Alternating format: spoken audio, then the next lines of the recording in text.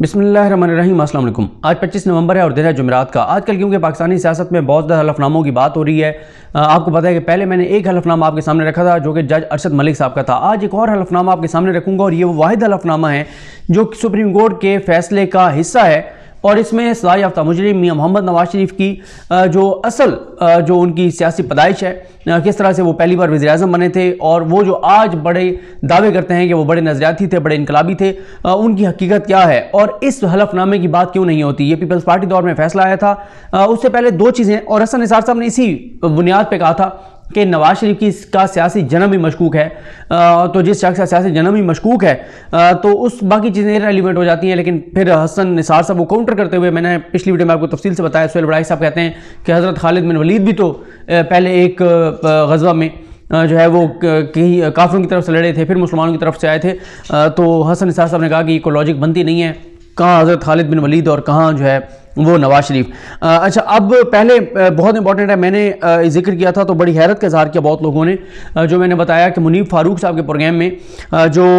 ہیں اپنے محمد زبیر صاحب، انہوں نے دعویٰ کیا ہے کہ جسٹس عامر فاروق صاحب کی عدالت سے ہی مریم نواز صاحبہ بری ہو جائیں گی۔ وہ جسٹس عامر فاروق صاحب جن کے اوپر الزام 15 نومبر کا جو بیان حلفی تھا، اس میں الزام ہی عامر فاروق صاحب پر تھا کہ ثاقب نثار صاحب نے عامر فاروق صاحب کو کال کی اور کہا کہ مریم نواز کو ضمانت نہیں دینی۔ اب انہی عامر فاروق صاحب سے کے متعلق یہ دعویٰ کیا جا رہا ہے محمد زبیر صاحب کی جانب سے کہ 100% وہ ان کو بری کریں گے۔ اس اعتماد کی وجہ کیا ہے اور کیوں ہے، یا یہ ہمیشہ کی طرح بہت جلدی کر رہے ہیں مٹھائیاں کھانے میں، رسولے کھانے میں؟ سنیے ذرا محمد زبیر صاحب نے کیا کہا۔ خواہشات ہیں، ایک تو Maryam Nawaz is facing the court,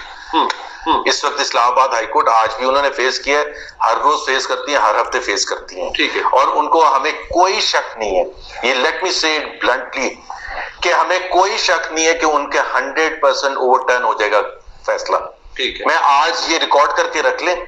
اور مجھے بتا دیجئے گا، صداقت عباسی کو بھی بلا لیجئے گا، وہ ماحول 2018-2017 والا اب نہیں رہا کہ دھڑا دھڑ سزائیں دی جائیں۔ اسی وجہ سے 3 سال کے بعد اس وقت کوئی اپوزیشن لیڈر، بٹ زبیر صاحب وہ پھر بھی کہتے ہیں پھر بھی عدالت خود نوٹس لے، خود کسی نہ کسی طرح نہیں۔ یہ محمد زبیر صاحب نے کل کہا تھا 24 نومبر کے پروگرام میں، جو پروگرام کر رہے ہیں منیب فاروق صاحب 8 بجے کا جیو نیوز پہ، تو اس میں یہ کہا ہے، یہ بہت امپورٹنٹ ہے، یہ کوئی اتنی سادہ بات نہیں ہے۔ اب آ جائیں جناب، آج کل مسلم لیگ نون بڑی انقلابی اور نظریاتی بنی ہوئی ہے، اور یہ کہتے ہیں کہ ہم نے فوج سے لڑنا ہے، لیکن ان کی سیاسی پیدائش ہی فوج کی گود میں ہوئی تھی۔ جنرل جیلانی، پھر پالا پوستا جنرل ضیاء الحق نے، اور اسی حوالے سے ہی حسن نثار صاحب نے یہ بات کہی تھی۔ اور حسن نثار صاحب کا خیال یہ ہے کہ اگر نواز شریف آ ہی گئے تھے کسی طرح سیاست میں، پھر ایک آنریبل مین کی طرح کام کرتے اور وہ حرکتیں نہ کرتے جو انہوں نے غلط حرکتیں کی ہیں، عدالتوں پہ حملے، خریدنے کی کوشش، چھانگا مانگا اور یہ ساری چیزیں۔ یہ حلف نامہ جو ہے، یہ ISI کے سابق سربراہ جنرل اسد دورانی نے 1990 کے الیکشن میں سیاستدانوں میں پیسے بانٹنے سے متعلق دیا تھا، اور انہوں نے اعتراف کیا تھا کہ انہوں نے نواز شریف کو بھی پیسے دیے تھے 1990 کے الیکشن کے لیے، اور اس سے یہ ثابت ہوتا ہے کہ نواز شریف فوج کی مدد سے ہی پہلی بار جو ہے وہ وزیر اعظم بنے تھے۔ IGI کا پلیٹ فارم تھا، اور اس حوالے سے جو کروڑوں روپے IGI اتحاد میں شامل سیاستدانوں کو دیے گئے تھے۔ اور اس کے بعد آج جناب، جو یہ پیسے ہیں جنرل اسد دورانی صاحب نے تقسیم کیے تھے، اور اسد دورانی صاحب نے 1994 میں یہ حلف نامہ دیا تھا۔ اس حلف نامہ میں انہوں نے سیاستدانوں میں پیسے بانٹنے کا اعتراف کیا تھا، اور یہ جو اسد دورانی صاحب کا حلف نامہ ہے، یہی اصغر خان کیس کی بنیاد بنا تھا۔ اور حلف نامہ وہ کیا تھا؟ وہ حلف نامہ یہ، اور یہ عدالتی فیصلے کا حصہ ہے۔ یہ جب فیصلہ آیا تھا تو سپریم کورٹ نے کہا تھا کہ آپ جو ہے وہ نواز شریف اور سمیت ان تمام سیاستدانوں کے خلاف کارروائی کریں جنہوں نے فوج سے ISI سے پیسے لیے تھے، لیکن اس وقت کیونکہ مکمکہ چل رہا تھا پیپلز پارٹی اور مسلم لیگ نون کا، تو انہوں نے پیپلز پارٹی کا دور تھا، پیپلز پارٹی نے کہا کہ ہم نواز شریف کی داڑھی FIA کے ہاتھ میں نہیں دیں گے۔ اور یہی وجہ ہے کہ ہمارے دوست عمر جٹ صاحب جو دنیا نیوز کے رپورٹر ہیں، انہوں نے ٹویٹ کیا ہوا تھا کہ یہ جو ہماری اس وقت اپوزیشن ہے PDM والے، کیونکہ انہوں نے ہمیشہ مکمکہ کے تحت فرینڈلی اپوزیشن کیا ہے، تو حقیقی اپوزیشن ان کو کرنے ہی نہیں آ رہی کہ حقیقی اپوزیشن کی کیسے جاتی ہے۔ ظاہر ہے ہمیشہ سے پیپلز پارٹی نون لیگ کو گالیاں دیتی تھی، نون لیگ پیپلز پارٹی کو دیتی تھی،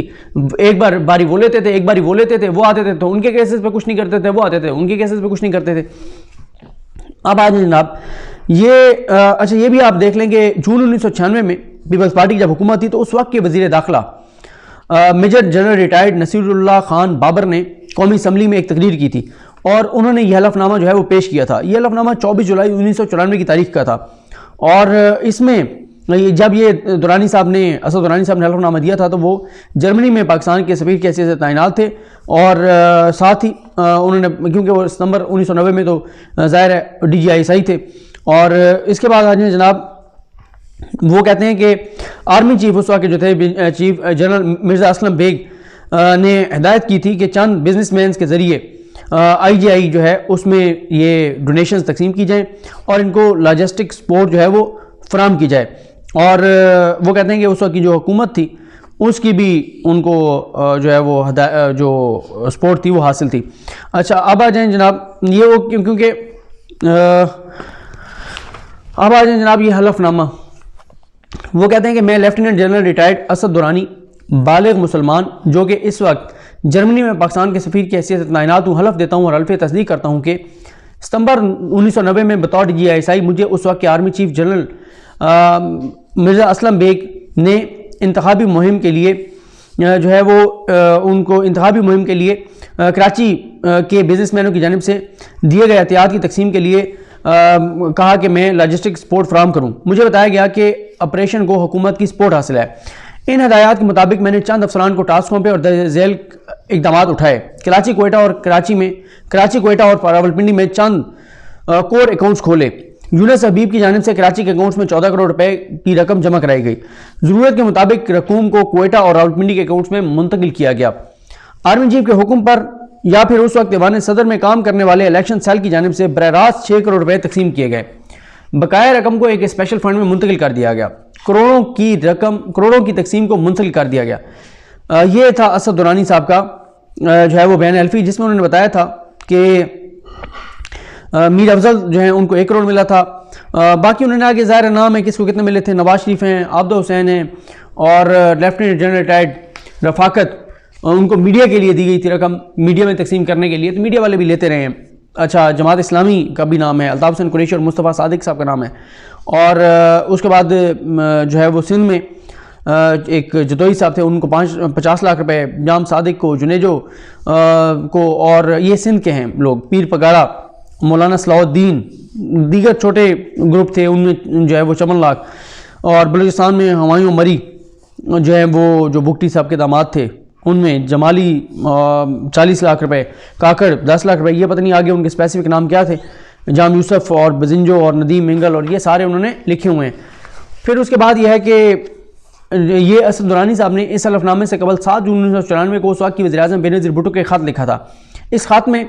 انہوں نے ان چند سیاستدانوں کے نام لیے تھے جنہیں 1990 کے عام انتخابات جتوانے کے لیے پیسے دیے گئے تھے. اس خط میں جن سیاستدانوں کے نام شامل تھے ان میں خر صاحب تھے, حفیظ پیرزادہ صاحب تھے, سرور چیمہ صاحب تھے, معراج خالد صاحب تھے. اور اس میں انہوں نے سارا اس خط میں بھی انہوں نے جو ہے وہ ساری چیزیں بتائی تھیں. 2012 میں آ کے اس کا فیصلہ آیا اور اس میں یہی کہا گیا تھا کہ ان سب لوگوں کے خلاف جو ہے وہ کارروائی کی جائے یہ جو کہ پیسے دینے اور لینے والے ہیں. اب مسئلہ یہ ہے کہ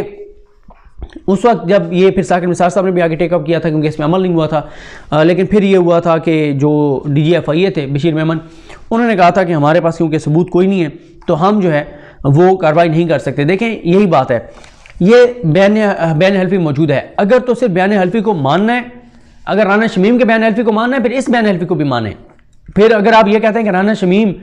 کہ جو ہے اس نے جو کہہ دیا ہے وہ ٹھیک ہے, کوئی آگے جا کے لندن میں نوٹرائز کرایا ہے یا 4 سال 5 سال بعد بتایا ہے, 3 سال بعد بتایا ہے, کوئی مسئلہ نہیں ہے, تو پھر یہ بھی جو ہے 1990 کے بعد 1994 میں آ گیا تھا بیان حلفی. تو اس بنیاد پہ تو نواز شریف کو بالکل آگے جو ہے وہ نہیں آنا چاہیے تھا, ان کو نہیں آنے دینا چاہیے تھا. 2012 میں فیصلہ آیا تھا, عدالتی فیصلہ سپریم کورٹ کا, اس کے اوپر بھی کارروائی ہونی چاہیے.